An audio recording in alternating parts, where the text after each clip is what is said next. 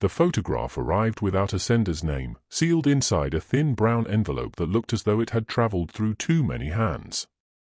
There was no note tucked inside, no explanation, just the faint scent of dust and something sweetly rotten clinging to the paper. At first glance, it was harmless. A young girl stood in the center of a sunlit field, her white dress rippling gently around her knees. In her arms, she held a bouquet of wildflowers, pale daisies and violets gathered carelessly, stems bent at uneven angles. Her hair fell over one shoulder in a loose braid, and her smile was small, almost shy, as if she had been coaxed into posing. It could have been a memory pulled from someone's childhood album. The colors were slightly faded, tinted with the soft sepia of age. The sky behind her seemed washed in pale gold, and the tall grass leaned toward her feet as though bowing in quiet reverence. Nothing about it screamed for attention. Nothing demanded fear. Yet something about the way her fingers curled around the flowers felt wrong. You wouldn't notice it at first. I certainly didn't.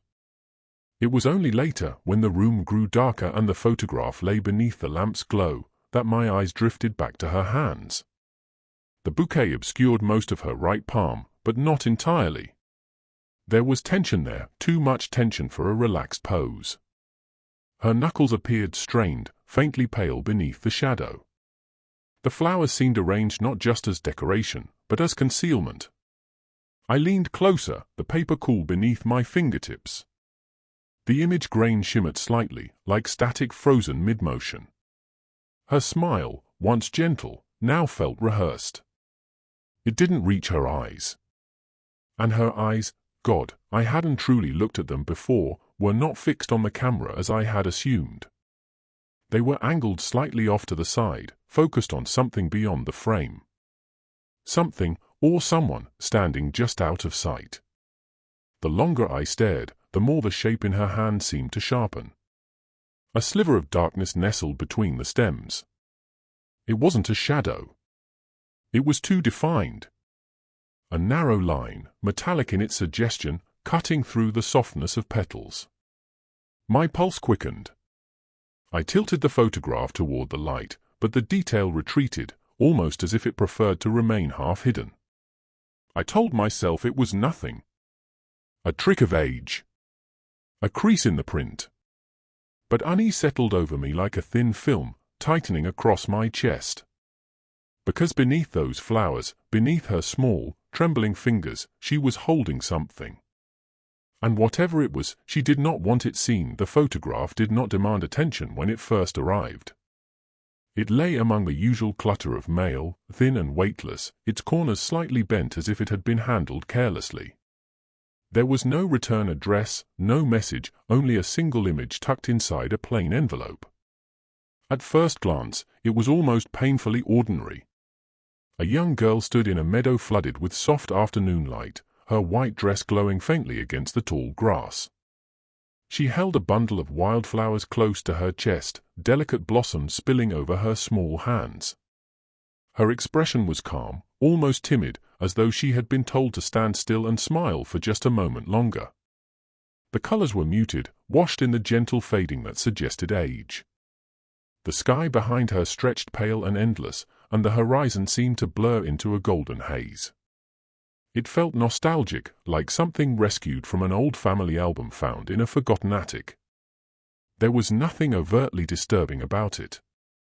No dark shadows lurking behind her, no obvious threat hiding in the background.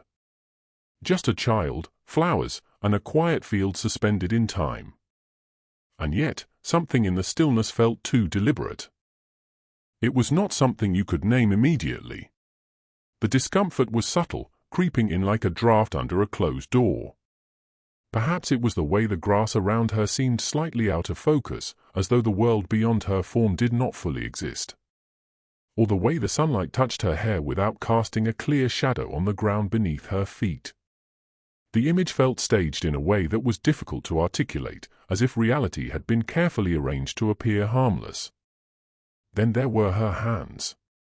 At first, they seemed perfectly natural, small fingers wrapped around fragile stems, knuckles faintly pink from the pressure of holding them too tightly. but the longer one looked, the more unnatural that pressure appeared. Her grip was not gentle. It was rigid. The flowers were not being cradled, they were being clenched. The tension in her fingers did not match the softness of her smile. It was a contradiction that lingered in the mind long after the photograph was set down. There was also a faint distortion near her right hand, barely noticeable unless the light hit the paper at a certain angle. A thin irregularity in the image grain, darker than the surrounding shadows. It did not resemble damage or a crease. It looked intentional, though impossible to define. The bouquet seemed arranged in a way that concealed something just beneath the petals, as though the flowers were chosen not for beauty but for coverage.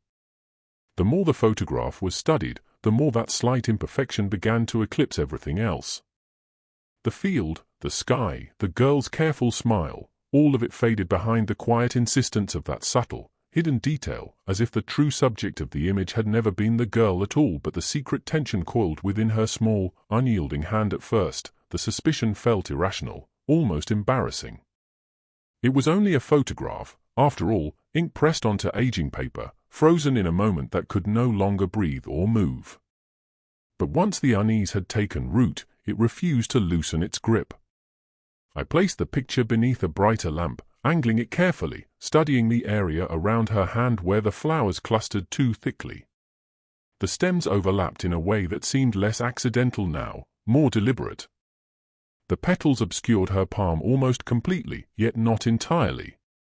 A sliver remained visible, and in that narrow gap something darker pressed outward, as though testing the edge of concealment. The object did not reveal itself all at once. It emerged gradually, like a shape surfacing beneath murky water. The longer I stared, the more certain I became that the shadow between her fingers was not a flaw in the print. It had edges. Clean ones. Straight lines where there should have been only the organic curves of stems and leaves. Her knuckles were drawn tight, the skin stretched pale, betraying strain. She was not holding the bouquet loosely for a sentimental portrait. She was gripping something with purpose. I leaned closer until my breath fogged the glossy surface. The faint darkness in her hand resolved into something unmistakably solid. A narrow strip of metal caught the light at an odd angle, reflecting not brightness but a dull, muted gleam. It was partially hidden beneath the flowers, tucked against her small palm. The petals had been arranged to soften its outline, to disguise it as harmless shadow. But now that it was seen, it could not be unseen. The realization did not arrive with a scream, it came with a tightening in my chest. The object was wrong not just because it was concealed, but because it did not belong in her hand. It disrupted the innocence of the scene like a crack spreading across glass. The field remained serene, the sky tranquil, yet her fingers betrayed intention. Whatever she held it firmly. Then something stranger occurred. When I lowered the photograph and looked away, the detail lingered in my mind with unsettling clarity. But when I raised it again, the angle seemed different. The metal appeared slightly more exposed than before, its edge clearer, sharper. I blinked, certain it was imagination. I shifted the lamp, telling myself that light plays tricks, that the brain invents patterns when it expects them. Still, the object's presence felt stronger now, more defined. It was as if the photograph responded to scrutiny. As if attention coaxed the hidden thing further into view. Each glance seemed to peel back another layer of concealment, revealing that beneath the fragile bouquet and the carefully posed smile, the girl was not preserving flowers at all but shielding something deliberate, something cold and intentional that waited patiently to be recognized. The need to understand the photograph outweighed the discomfort it brought. Curiosity can be a quiet, persistent thing, gnawing at reason until action feels inevitable. I turned the image over, half expecting to find a date, a name, some scribbled clue pressed into the back. There was nothing but a faint watermark from an old printing company long out of business. The paper itself felt brittle, older than it had first appeared. Whatever this was, it hadn't been taken recently. I began with the meadow. The horizon line, the distant tree line, the particular slope of the land, something about it felt specific rather than generic. After hours of comparing landscapes online and combing through local archives, I found a match buried in a forgotten community forum. A photograph taken decades ago showed a similar stretch of land just beyond the outskirts of town, near a property that locals referred to only as the Hollow House. The resemblance was uncanny, the same leaning oak in the distance, the same uneven rise of earth where tall grass swallowed the path. The Hollow House had been abandoned for years. Its windows boarded, its paint peeled into grey strips that hung like shedding skin. But it had not always been empty. In the late 1970s, a family had lived there briefly, a mother, a father, and their young daughter.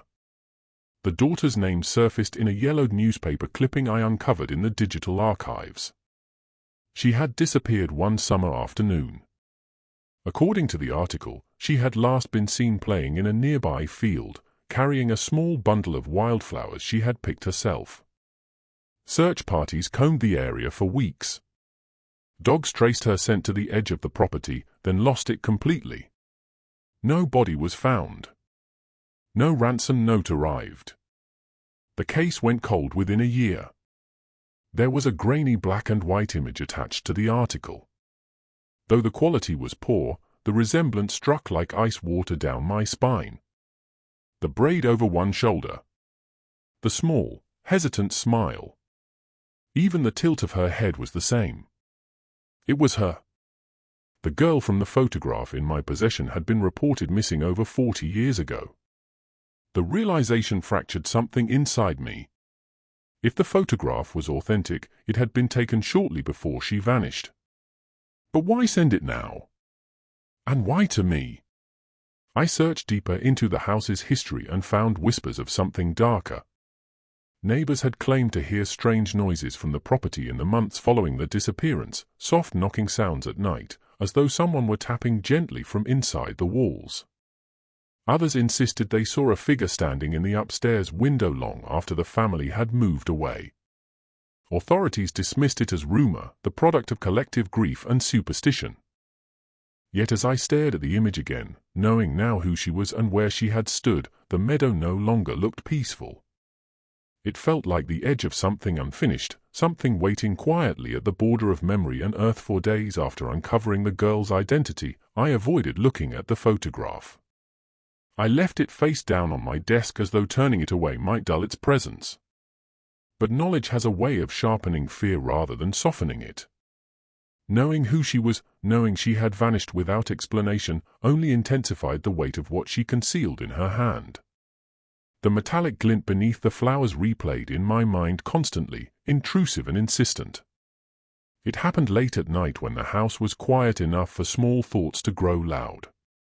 I reached into my coat pocket for my keys, intending to step outside for air, only to find the fabric empty. I checked the table by the door where I always left them. Nothing. I searched the kitchen counter, the living room shelf, even beneath the couch cushions. The absence irritated me at first, then unsettled me. I was meticulous with my keys. I did not misplace them. The keychain was distinctive, an old silver charm shaped like a tiny birdcage, a gift from my mother years ago. The metal had dulled over time, scratched and worn smooth at the edges. I retraced my steps again, methodically this time, as though logic alone could force it back into existence. The more I searched, the more certain I became that it had not been lost. It had been taken. An uneasy thought surfaced, unwelcome and absurd. I turned slowly toward the desk. The photograph lay where I had left it. The girl's image faced upward now. I was certain I had turned it over. The room felt colder as I stepped closer. I told myself I was projecting, that grief-laced stories and late hours distort perception. Still, my pulse thudded heavily in my ears as I lifted the photograph into the light. The bouquet no longer seemed as full as before. The flowers parted just slightly wider, as if disturbed. And there, between her pale fingers, the hidden object was no longer a vague strip of metal. It was unmistakable. A small silver charm shaped like a birdcage. My breath caught painfully in my throat. The scratches along its surface were identical. The tiny hinge on the side bent inward just as it had been since I dropped it years ago. Even the faint discoloration near the clasp was visible, captured in miniature detail. It was not a similar object. It was mine. Her grip tightened around it in the image, knuckles pale, petals crushed beneath her fingers. The flowers appeared wilted now, their edges darker than before. And her smile, once shy and distant, had shifted into something almost knowing. As though she understood that recognition had finally taken hold. As though the photograph had been waiting patiently for me to notice what she carried, and more importantly, to realize that it had once belonged to Miss Leap became impossible after that night. I left the lights on in every room, unable to bear the weight of shadows pooling in the corners. The photograph remained on the desk, but I no longer touched it. I could feel it there even when I wasn't looking at it, like a presence occupying space in the house. The air felt thicker, charged with the kind of stillness that comes before a storm. By the third night, the sense of being watched had settled into something tangible. It wasn't paranoia in the frantic sense, it was quieter than that. Deliberate. Measured. I would glance toward the hallway and feel certain that if I stared long enough, I would see movement. The floorboards creaked once or twice, subtle sounds that could easily be blamed on old wood contracting in the cold. Yet each noise felt timed, almost responsive to my thoughts. Just after midnight, the power flickered. The lights dimmed for a fraction of a second before returning, but in that blink of darkness, something shifted inside me. My gaze drifted toward the desk instinctively. The photograph had fallen to the floor. I told myself it must have slid off. The window was slightly open, perhaps a draft had nudged it loose. But when I picked it up, my hands trembled for a different reason. The meadow behind her was no longer empty. At first, I thought it was another distortion, a trick of grain and shadow. But as I held the image closer, my stomach dropped. The background had deepened, the once soft horizon now darker, heavier. And behind the girl, just a few feet away, stood the faint outline of a house. The hollow house. Its silhouette was unmistakable, the sagging roofline, the upper window yawning black. It hadn't been there before. I was certain of it. The earlier image had shown nothing but open field and sky. Now the house loomed behind her like a patient witness. The girl's posture had changed too. Her head tilted slightly forward, her eyes no longer angled off to the side. They were fixed directly outward, fixed on me. The small silver birdcage charm was gone from her hand. A sharp metallic sound echoed from the hallway. It was soft, almost delicate, but unmistakable, the faint clink of metal tapping against wood. My breath slowed painfully as the sound came again. Clink. Drag. Clink. It was coming from the front door. Each step toward the hallway felt heavier than the last. The house was silent except for that quiet scraping. When I reached the door, my hand hovered above the knob, trembling. The tapping stopped. For a moment, there was nothing. Then, slowly, deliberately, 3 soft knocks landed against the wood from the other side. Not frantic. Not forceful. Patient. And just beneath the door, in the thin strip of darkness between the floor and the frame, I saw the faint shadow of something small shift slightly, as though someone stood there waiting to be let in.